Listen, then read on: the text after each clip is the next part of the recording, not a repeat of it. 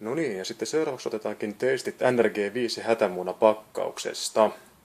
2300 kaloria, säilyvyys noin 10 vuotta ja hintaa vajaa 10. Katsotaan mitä tästä löytyy.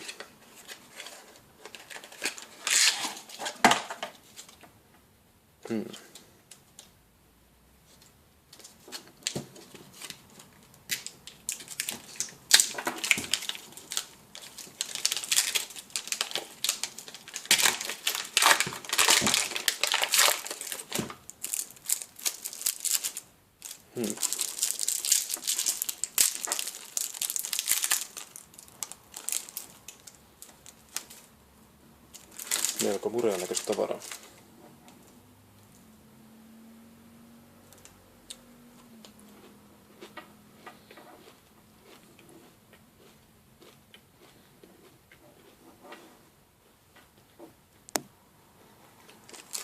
No joo. Ei yhtään hassumpi. Maku on semmonen makea keksimäni. Ei yhtään hassumpi.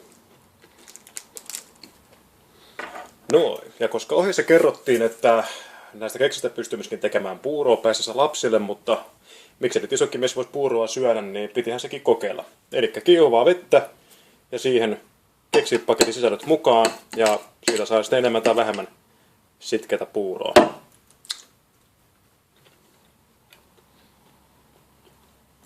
Edelleenkin semmonen makeahko, mutta juuri mikään muu siinä oikeastaan ei maistukaan. Mutta ihan jees, ihan jees. Tosiaankin 9 keksiä vajaalla 10, jossa saa aika hyvin kaloreita, niin ei yhtään hassumpi. Ei nyt mikään gourmet-ateria, mutta vuosista kuvitella joutunut syömään paljon pahempaakin kriisiaikana. Suosittelen.